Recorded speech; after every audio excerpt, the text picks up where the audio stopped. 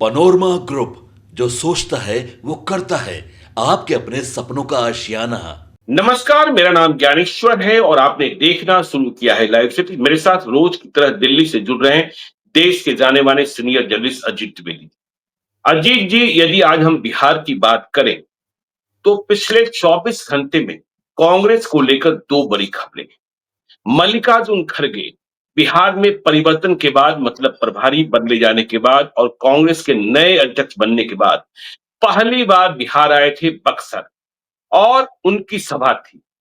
कुल 3,000 कुर्सियां लगाई गई थी और मीडिया रिपोर्ट्स कह रही हैं, तस्वीरें कह रही हैं कि वहां मात्र 300 लोग। तो 300 लोग, कुर्सियां खाली रह गई। हजारों लोगों के लिए भोजन की व्यवस्था की गई थी, भोजन भी बेकार चला गया। और सवाल यह पैदा होता है कि मल्लिकार्जुन खड़गे की सभा में सिर्फ 300 लोग। कांग्रेस वाले प्रशांत किशोर की रैली को लेकर सवाल उठा रहे थे, अब क्या कहेंगे, जबकि बक्सर से स्थानीय विधायक मुन्ना तिवारी कांग्रेस के ही विधायक हैं और वहां के सांसद भी आरजेडी के हैं। दूसरी बात करेंगे, देखिए अखिलेश सिंह, कांग्रेस के पूर्व अध्यक्ष बिहार के, उन्होंने फिर से बड़ा बयान दे दिया है कि तेजस्वी यादव ही बिहार में महागठबंधन के चेहरा हैं। जबकि महागठबंधन की बैठक संपन्न होने के बाद कृष्णा अल्लाबरू ने कहा था और तेजस्वी यादव ने कहा था अभी थोड़ी प्रतीक्षा कर लीजिए। तो फिर अखिलेश सिंह कैसे कह रहे हैं कि तेजस्वी यादव ही चेहरा है। नालंदा में नालंदा में देखिए कुर्मी रैली हुई है। छत्रपति शिवाजी के नाम से सामाजिक समरसता रैली का नाम दिया गया, लेकिन यह तो कुर्मी रैली ही थी और इसका आयोजन 20 अप्रैल को नालंदा में प्रणब प्रकाश ने किया, जो बीजेपी से जुड़े हुए हैं। क्या हम माने कि बीजेपी नालंदा में सेंधमारी का प्रयास कर रही है? नीतीश कुमार के बाद नालंदा की राजनीति कैसे चलेगी, इसकी तैयारी कर रही है, यह बात भी देखने को है। और फिर देखिए, अब जो सिवान के पूर्व सांसद हैं ओम प्रकाश यादव, उनको लेकर खबरें आ रही हैं कि वह कुछ बड़ा फैसला करने जा रहे हैं। ये वो ओम प्रकाश यादव हैं जिन्हें शहाबुद्दीन ने थप्पड़ मारा था और इसके बाद ओम प्रकाश यादव ने वह लड़ाई लड़ी कि शहाबुद्दीन का परिवार संसदीय जीवन में इतिहास बन गया सिवान में। तो ओम प्रकाश यादव की भी बात करेंगे और आगे बात करेंगे प्रधानमंत्री नरेंद्र मोदी की। 24 अप्रैल को बिहार आ रहे हैं, मधुबनी आ रहे हैं और किसका आदमी अधिक दिखेगा, किसका नारा अधिक लगेगा, इसके लिए बीजेपी और जेडीयू में घमासान है, शक्ति प्रदर्शन है। तो सबसे पहले कांग्रेस की बात करते हैं। कांग्रेस 70 सीटों की डिमांड कर रही है।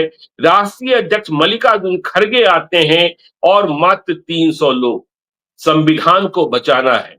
देखिए कांग्रेस की ताकत क्या है और बिहार के लोग अब रैलियों में जाना क्यों नहीं पसंद कर रहे हैं, इसकी चर्चा आवश्यक है। क्योंकि हम देखते हैं कि बिहार में अब जो नई परंपरा है कि बारात और घाट जाने के लिए भी लोगों की संख्या कम होती जा रही है।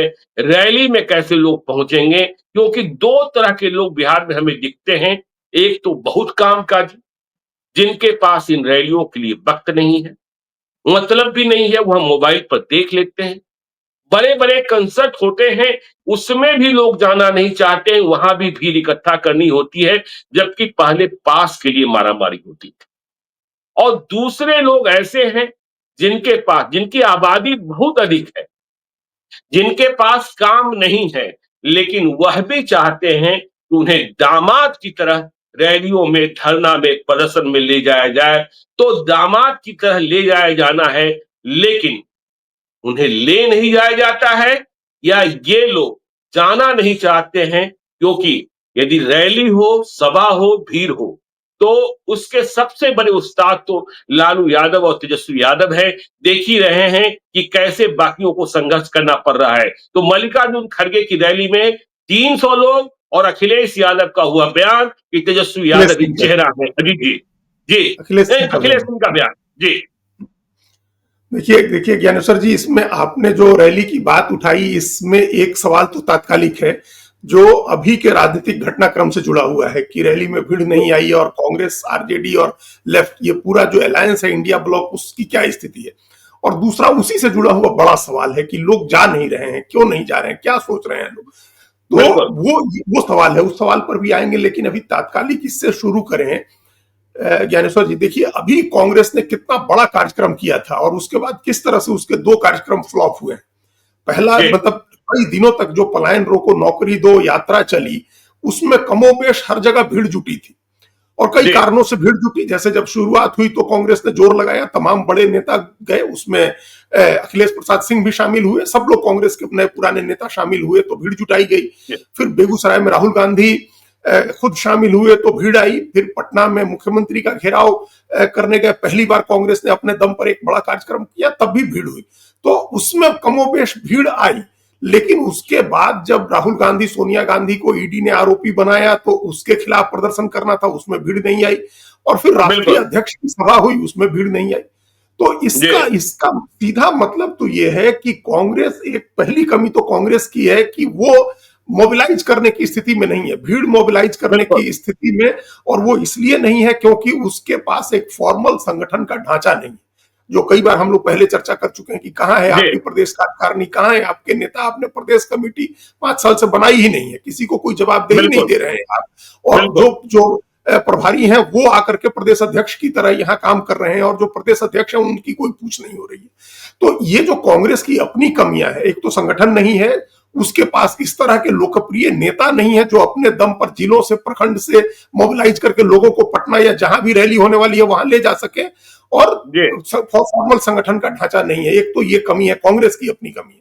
फिर उसके बाद उसका जो अलायंस है, बड़ा अलायंस है आरजेडी के साथ, लेफ्ट के साथ। और आरजेडी और लेफ्ट दोनों को हम लोग जानते हैं कि उनके लिए भीड़ जुटाना कितना आसान है। मतलब लालू बिल्कुल यादव, तेजस्वी यादव के एक आह्वान पर लोग आकर के गांधी मैदान भर सकते हैं और लेफ्ट भी जब चाहे तब इतने लोग जुटा सकता है कि किसी भी पार्टी से बड़ी रैली कर दे। तो जी इन दोनों गठबंधन के सहयोगी पूरी तरह से उदासीन है कांग्रेस पार्टी के किसी कार्यक्रम को लेकर के। बिल्कुल दिखे भी नहीं वहां। यदि सुधाकर सिंह थे, सांसद थे, हाँ, वही। लेकिन बाकी इन संगठनों के स्थानीय पदाधिकारी तक नहीं थे।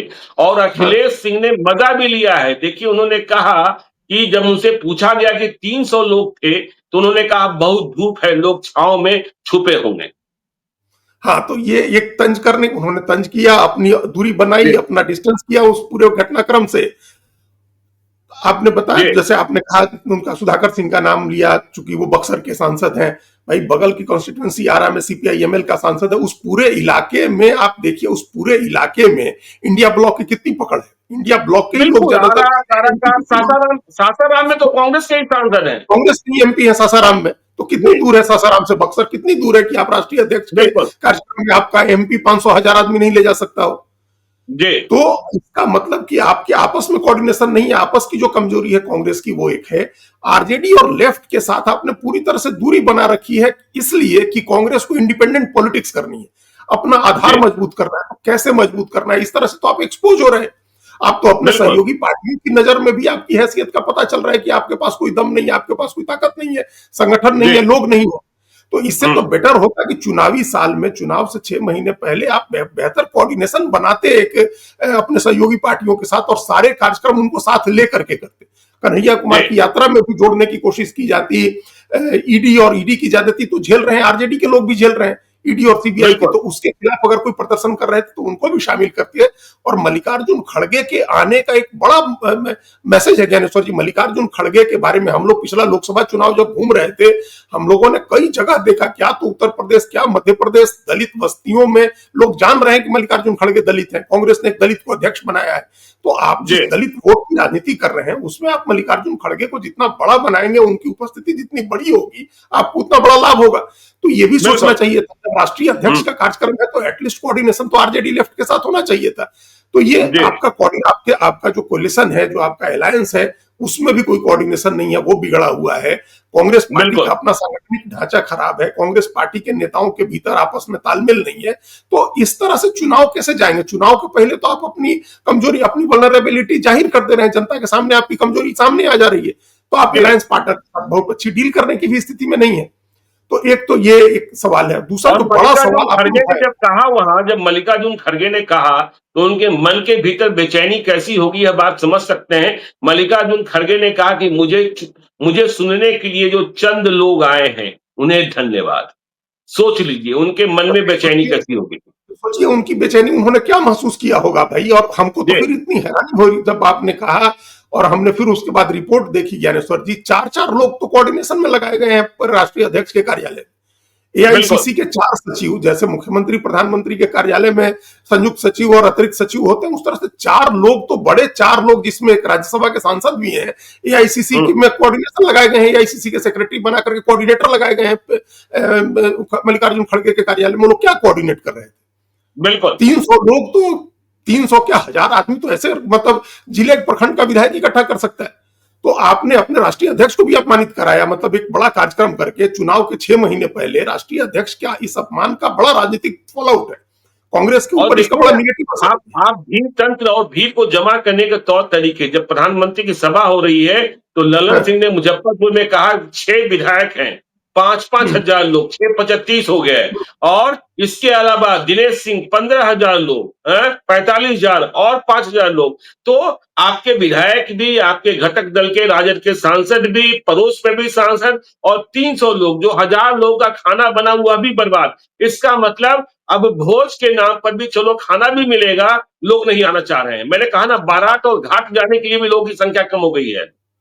हाँ, तो ये उस इस जो बड़ा सवाल हमने कहा ना, ये उस वो एक बड़ा सवाल आ गया। अब इसमें जो लोकल लोग, कोऑर्डिनेशन की कमी, अलायंस में गड़बड़ी, ये सब चीजें हैं, या जी, आपके पास आगे की रणनीति का ध्यान नहीं है कि चुनावी साल में कोई भी सभा, या तो आप मत करिए सभा, और बिल्कुल। करिए तो फिर उसको बड़े लेवल पर करिए ताकि उसकी सफलता से आप एक माहौल बना सकें। तो वो भी कमी जी, रह गई आप। अब बड़ा हुँ, सवाल ये है ज्ञानेश्वर जी, कि लोग नहीं जाना चाहते हैं, और उसके कई कारण हैं। उसमें ये भी सवाल जुड़ता है, जो अभी हमने कहा, ये बातें भी जुड़ती हैं, क्योंकि एक तो डिवीजन, पॉलिटिकल डिवीजन अब बहुत बड़ा हो गया है। लोग अपनी बिल्कुल। पार्टी की, अपनी चुनिंदा पार्टी की रैली में, अपनी जाति की रैली में, अपने नेता की रैली में, इससे बाहर नहीं जाना चाहते हैं। बिल्कुल। डिवीजन पॉलिटिकल इतना है कि वो नहीं जाना हुँ, चाहते। देखिए, हम लोगों ने देखा ना, आईपी गुप्ता ने कैसे पटना में भीड़ जुटा दी। तो जी, क्योंकि एक कास्ट की अस्मिता का सवाल आ गया, एक जाति की अस्मिता का सवाल आ गया, तो लोग जुट गए उसमें। इसी हुँ, तरह से अगर एक पार्टी की अपनी अस्मिता का सवाल बना ले, एक नेता अपनी अस्मिता का सवाल बना दे, तो वो जोड़ सकता है लोगों को। जैसे प्रधानमंत्री की प्रतिष्ठा का आपने मामला बनाया, तो सारा हर आदमी जोड़ रहा है, सारा माइक्रो मैनेजमेंट किया जा रहा है भीड़ जुटाने का। एक तो बिल्कुल। पॉलिटिकल डिवीजन एक कारण है। हुँ, दूसरा कारण ये भी है कि पार्टियों के पास, खासतौर से कांग्रेस पार्टी के पास, ग्राउंड लेवल पर कोई ऐसा आदमी नहीं, हमने पहले भी ये बात कहा, कि मोबिलाइज कर जी, सके जो लोगों को। लोग हुँ, अपने आप आह्वान पर नहीं आते हैं। ये मल्लिकार्जुन हुँ, खड़गे को कहें, या हम नरेंद्र मोदी को भी कहें, प्रधानमंत्री हैं, वो कोई जयप्रकाश नारायण नहीं है। वो कोई बिल्कुल। बड़ा सामाजिक क्रांति नहीं कर रहे हैं कि लोग आह्वान पर सुन के चले आएंगे उठ करके, कि चलो भाषण सुनने जाते हैं। जिस तरह से लोग अटल बिहारी वाजपेयी तक, हम लोगों ने देखा कि आह्वान, लोग अटल बिहारी वाजपेयी को सुनने दूर तक पैदल और साइकिल से जाते थे, कहीं कुछ ले जाने की जरूरत नहीं होती थी। बिल्कुल। या फिर आप जेपी का आह्वान हो, तो आह्वान हुआ तो लोग चले गए। बीपी सिंह का आह्वान हुआ, कोई मोर्चा खुला, कोई बड़ा मुद्दा उठा, तो लोग चले गए। अब वो भी नहीं है, आपके पास जी, कोई मुद्दा नहीं है, आप विशुद्ध पॉलिटिकल रैली कर रहे हैं, तो आपको मोबिलाइज करके ही लोगों को लाना होगा। लोग अपने मन से नहीं आ रहे सब आदमी। एक तीसरा कारण इसमें ये भी जोड़ सकते हैं ज्ञानेश्वर जी, की सब आदमी मोबाइल लेकर के बैठा है कि चलिए लाइव तो हो ही जी, जाएगा, लाइव सिटी पर लाइव होगा तो देख लेंगे, या कहीं से बिल्कुल, कोई ना कोई उस वीडियो को लाइव करेगा तो हम लोग देख लेंगे। तो लोग नहीं जा रहे हैं। बिल्कुल। तो तो चलिए आप खड़गे बिना की, मोबिलाइज लोग नहीं बिल्कुल, आएंगे। बिल्कुल, बिल्कुल। खड़गे की सभा के आगे चलते हैं। देखिए, पटना में महागठबंधन की बैठक हुई थी, उसके पहले दिल्ली में राहुल गांधी और तेजस्वी यादव मिले थे, कृष्णा अल्लाबरू भी थे, राजेश राम भी थे, मनोज झा और संजय यादव भी थे। तो पटना की बैठक के बाद, पटना की बैठक में तो सभी घटक दल थे। कहा गया कि देखिए, मुख्यमंत्री पद की, मुख्यमंत्री के दावेदार की या मुख्यमंत्री के नाम की घोषणा के लिए अभी करिए थोड़ा इंतजार, और तेजस्वी यादव को वेटिंग लिस्ट में रखा गया था। लेकिन आज पटना पहुंचे अखिलेश सिंह ने फिर दोहरा दिया, तेजस्वी यादव भी चेहरा हैं। और याद रखिए, उन दोनों बैठकों में अखिलेश सिंह नहीं थे, और अखिलेश सिंह ने आज फिर दोहराया है कि तेजस्वी यादव भी चेहरा हैं। तो अखिलेश सिंह कैसे कह रहे हैं कि तेजस्वी यादव भी चेहरा है? क्या कांग्रेस के भीतर दरार है? कांग्रेस के भीतर मतांतर है? या अखिलेश सिंह यह समझते हैं कि इसके अलावा कोई दूसरा फैसला हो ही नहीं सकता है? अजीत जी। देखिए, ये दूसरी बात आपकी सही है, जो आपने दूसरी बात कही कि अखिलेश सिंह इस बात को समझ रहे हैं कि इसके अलावा इंडिया ब्लॉक के सामने कोई रास्ता नहीं है कि आप तेजस्वी जी यादव का नाम और चेहरा घोषित करके के वोट मांगने।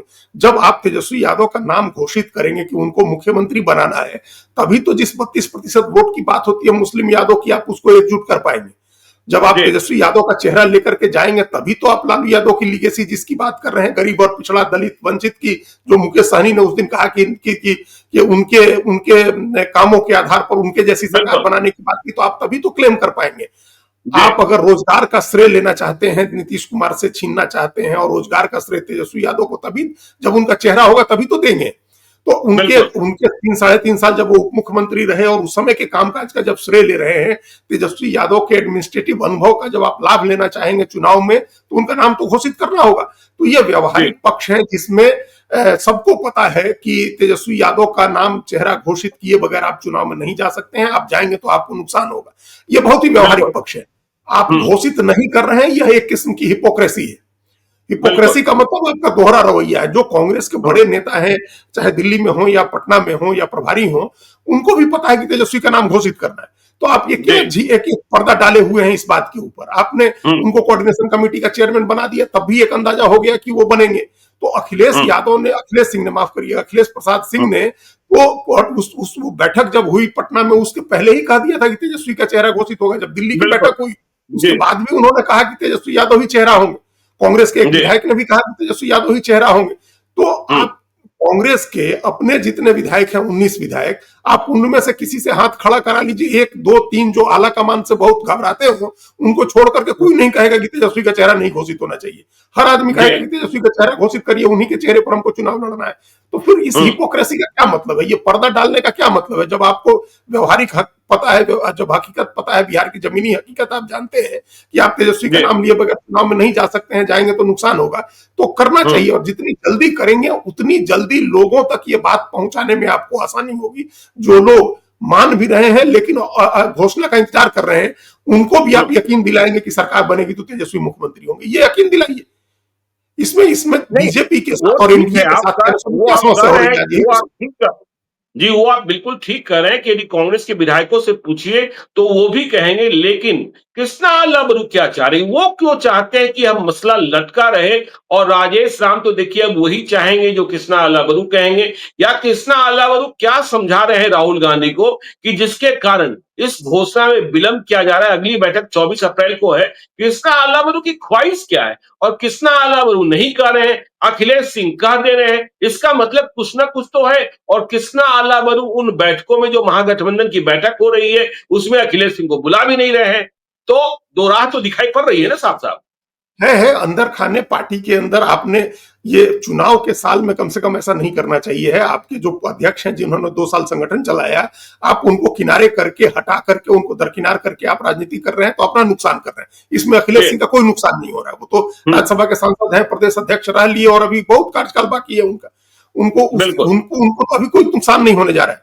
नुकसान हम्म कांग्रेस का होगा, ओवरऑल अलायंस का होगा। ये बात सोचनी चाहिए कृष्णा अलावरू को। हमको क्या लग रहा है, जो आपने सवाल पूछा, कि कृष्णा अलावरू को लग रहा है कि ये एक दबाव की राजनीति है, दबाव का एक टैक्टिक्स है, जिस दबाव जी में हम ज्यादा सीट ले पाएंगे तेजस्वी यादव और हम्म लालू यादव से। लेकिन हम्म ये तो बड़ी गलतफहमी है ना।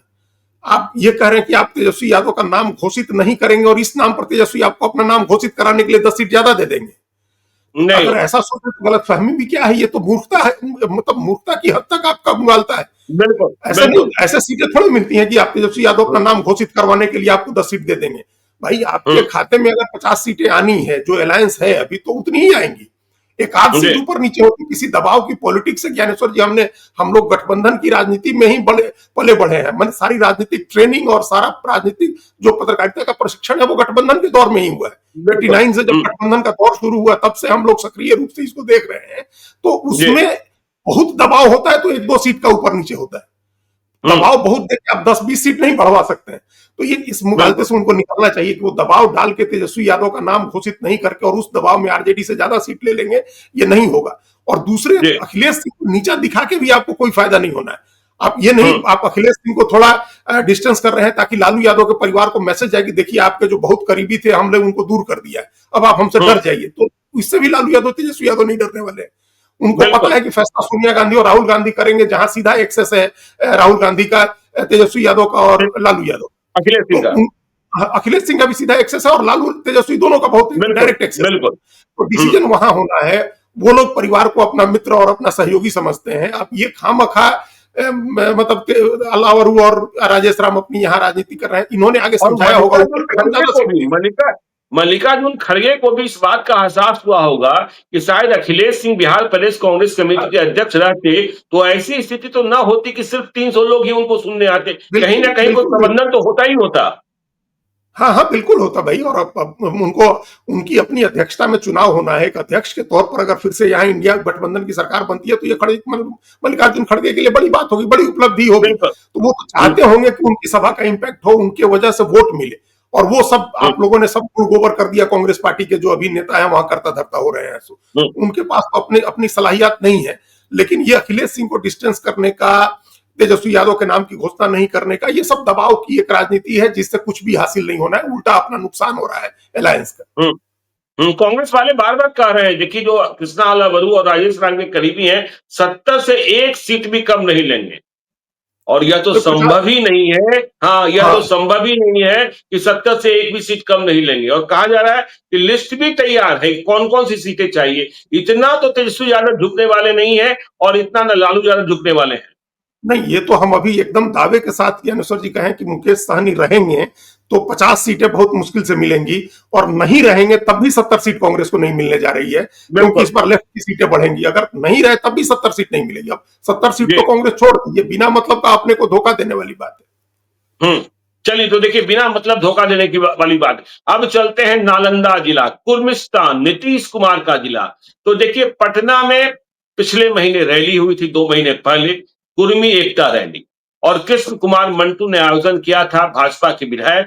भाजपा कह रही थी हमें इस रैली से कोई लेना देना नहीं है, लेकिन रैली हुई और इसके बाद कृष्ण कुमार मंटू मंत्री बना दिए गए। समझ सकते हैं कुर्मी राजनीति कैसे हुई। और सभी भाजपा के ही मंत्री बने थे मंत्रिमंडल विस्तार में। सुनील कुशवाहा जो बिहार शरीफ से जीते हुए विधायक हैं भाजपा के, वे भी मंत्री बने। अब देखिए नालंदा में रैली हुई है 20 अप्रैल को, छत्रपति शिवाजी स्वाभित समरसता रैली हुई है। और मैं कह रहा था, बार बार कह रहा था कि यह कुर्मी रैली ही है। और आयोजन किया प्रणब प्रकाश ने और लोग जमा हुए। अब देखिए नालंदा में भी कुर्मी रैली, पीछे से बीजेपी के नेता प्रणब प्रकाश। क्या हम माने कि बीजेपी को इस बात का एहसास है कि नीतीश कुमार के रिटायरमेंट की बेला आ चुकी है, और यदि नीतीश कुमार रिटायर हो रहे हैं तो नालंदा को भी संभालना होगा। क्योंकि 2014 भी हमें याद रखना होगा, जब नीतीश कुमार अकेले चुनाव लड़ रहे थे तो 2014 में लोकसभा चुनाव किस तरीके से नालंदा में ही फंस गया था। लोजपा के डॉक्टर सत्यानंद शर्मा चुनाव जीतते जीतते हारे थे जेडीयू के उम्मीदवार कौशलेंद्र कुमार से, करीब 6,000 मतों के अंतर से। तो नालंदा, जिसके लिए नीतीश कुमार बदनाम है, विकास की हर धारा वहां बहाई गई। प्रणब प्रकाश से देखिए हमने बात की थी पटना बुलाकर, वह कह रहे थे नीतीश कुमार ही सर्वोच्च है और नीतीश कुमार का जो विजन है। लेकिन फिर भी देखिए नालंदा में भी, कुर्मिस्तान में भी आपको कुर्मी रैली, देखिए कुर्मियों में भी क्या कैसे कैसे अवधिया, कुछ ऐसा घमेला और तमाम हैं ही लोग, क्या समसमार हैं ही। और प्रणब प्रकाश के बारे में भी कहा जा रहा है कि देखिए अब वे भी आ सकते हैं चुनावी जंग में। बिहार शरीफ में बीजेपी ने कहा जाता है कि देखिए नालंदा में जो नीतीश कुमार चाहते हैं वही होता है। लेकिन 2015 में भी सुनील कुशवाहा जीत गए थे और 2020 में इस्लामपुर में आरजेडी जीत गई। तो नालंदा को भी अपने कब्जे में रखने के लिए नीतीश कुमार के बाद क्या बीजेपी आगे बढ़ रही है? बिल्कुल ज्ञानेश्वर जी, देखिए जब आइडेंटिटी की पॉलिटिक्स होती है ना, जाति की अस्मिता की राजनीति जी। होती है, तो उसकी गाड़ी कभी रुकती नहीं है, वो लगातार चलती रहती है। वो एक व्यक्ति पर निर्भर होकर के नहीं रहती है। आखिर उस जी। व्यक्ति के नहीं रहने पर जो वैक्यूम क्रिएट होगा, और तो उसको कौन भरेगा। नीतीश बिल्कुल। कुमार के साथ देखिए लालू यादव की पॉलिटिक्स को लेकर के इतनी मारामारी नहीं हुई। यादव पॉलिटिक्स करने के लिए भी लोग निकले, आगे आए कई लोग। अपने जिस गोपालगंज सिवान के इलाके में अभी हम लोगों ने अपने अपने उसमें कहा ओम प्रकाश यादव का, वो भी निकले। लेकिन वो जी। लालू यादव की जगह, उनकी पॉलिटिक्स की जगह कोई दूसरा यादव इसलिए नहीं ले सका क्योंकि लालू यादव ने अपना उत्तराधिकारी घोषित कर दिया। नीतीश जी। कुमार के साथ समस्या यह है कि उन्होंने अपना उत्तराधिकारी किसी को नहीं बनाया। तो इसलिए इनके रिटायरमेंट के बाद, उनके हाशिए में जाने के बाद, नेपथ्य में जाने के बाद जो वैक्यूम होगा, जो जगह खाली होगी, उसको कोई ना कोई तो भरेगा ना। तो उसको भरने के लिए प्रणब प्रकाश को एक अपना अवसर दिख रहा है, बीजेपी को भी अवसर दिख रहा है। बीजेपी को अवसर इसलिए दिख रहा है, बीजेपी तो प्रयास कर ही रही है। हम लोगों ने देखा फरवरी में जो कृष्ण कुमार मंटू की रैली हुई, उनको मंत्री भी बनाया। अगर नीतीश कुमार अपने बेस्ट ऑफ द माइंड में होते तो कोई थोड़ा कुर्मी मंत्री बना लेता बीजेपी के अपने कहने से, या कोई नालंदा के कुशवाहा को मंत्री बना लेता। इसका मतलब नीतीश कुमार जा रहे हैं धीरे धीरे नेपथ्य में, तो उनकी जगह लेनी है, बीजेपी को जगह भरनी है, कुर्मी नेता खड़ा करना है और कुर्मी कैपिटल से ही खड़ा करना है, तभी उसका मैसेज होगा पूरे प्रदेश में। आप नालंदा से ले आएंगे तभी उसका पूरे प्रदेश में मैसेज होगा। कृष्ण कुमार मंटू बन गए अलग चीज है, आप नालंदा से ले आए, उस तरह का आदमी ले आए जो नीतीश कुमार की को मैच करता हो। तो उसके लिए एक प्राइज कैच हम कह सकते हैं कि प्रणब प्रकाश हैं, पढ़े लिखे हैं, अमेरिका में रह करके उन्होंने पढ़ाई की है, अमेरिका में नौकरी की है, बिहार के बाहर रह के उन्होंने भी अपना बड़ा नाम बनाया और पिछले कई वर्षों से 10-12 साल से वो लगातार सक्रिय है नालंदा में, आम आदमी पार्टी के साथ बचपन से ही स्वयंसेवक हैं। हाँ, और बाल स्वयंसेवक, और न्यूयॉर्क में, लंदन में उन्होंने आरएसएस के लिए काम किया। वहां न्यूयॉर्क, लंदन में कितने लोग हैं अपने आकर के जो आरएसएस की वहां की शाखाओं से जुड़े रहे हैं लोग, तो वो उन्होंने उस लेवल पर काम किया है, आरएसएस से जुड़े रहे हैं, पढ़े लिखे हैं। जो बैकग्राउंड नीतीश कुमार का है, प्रणब प्रकाश भी इंजीनियर है जैसे नीतीश कुमार इंजीनियर है, नालंदा के हैं जैसे नीतीश कुमार है, कुर्मी है, उसमें भी कुछ ऐसा कुर्मी है जिसके बारे में दावा किया जा रहा है कि जो शिवाजी महाराज के वंशज, उसी शिवाजी महाराज उसी कुल के थे, और यहाँ 1300 कुछ या मतलब 1660 के आसपास किसी समय आए लोग, यहाँ उस क्लैन के लोग। ये सारे दावे करके उन्होंने रैली की है और अच्छी खासी बड़ी भीड़ जुटाई उन्होंने। तो इसका मतलब है कि उस रैली को सफल बनाने में कहीं ना कहीं भारतीय जनता पार्टी का भी सहयोग रहा होगा। भले भारतीय जनता पार्टी के लोग आगे मंच पर नहीं आए, कोई आदमी उनके साथ नहीं आया, या इन्होंने भी दूर रखा, क्योंकि उसको एक सामाजिक कार्यक्रम का इन्होंने रूप दिया था, तो इसलिए उनको नहीं बुलाया। शिवाजी महाराज की मूर्ति और जो सुशासन के प्रतीक के तौर पर लगाने की उन्होंने मांग की है, तो देखिए उनकी डिमांड भी, उनकी पॉलिटिक्स भी सुशासन वाली है, वही जो नीतीश कुमार कर रहे हैं। और शिवाजी महाराज के शासन के बारे में हम लोगों ने इतिहास में पढ़ा है, आपने भी पढ़ा होगा, कि शासन की सबसे बेहतरीन पद्धति उन्होंने, आज उनके नाम पर, उनके वंशजों के नाम पर लोग मुसलमानों से लड़ाई लड़ रहे हैं, लेकिन उनके वंशजों ने मुस्लिम शासकों की मजारें बनवाई हैं, उनको पूरा सम्मान दिया है। और संभाजी महाराज छूट करके जेल से औरंगजेब की कब्र पर गए थे, जिसको हटाने की बातें हो रही हैं। तो उन्होंने कभी हिंदू मुस्लिम नहीं किया, कभी अगला पिछड़ा नहीं किया। उन्होंने जब वो राजा हुए तो पूरी हर जाति समुदाय की प्रजा का उन्होंने बराबर से पालन किया। ये शिवाजी महाराज का सिद्धांत था। यही सिद्धांत नीतीश कुमार का था कि सबके न्याय के साथ विकास, किसी के साथ कोई भेदभाव नहीं, बीजेपी के साथ रहते हुए भी मुस्लिम से भेदभाव नहीं। तो इस उनके प्रतीक को बना करके प्रणब प्रकाश ने एक नालंदा में उस मॉडल पर की, सबको साथ लेकर के चलने का शिवाजी का मॉडल हम ले आएंगे। इसकी मूर्ति, इसलिए मूर्ति लगाने की बात की उन्होंने।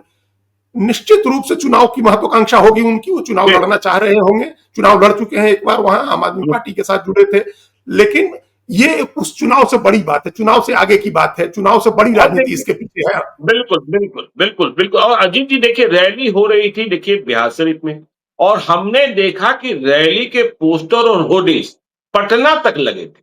तो जो आपने बात कही ना, कुर्मी कैपिटल नालंदा, उसका संदेशा पटना तक को देना था कि देखो वहां कुछ हो रहा है।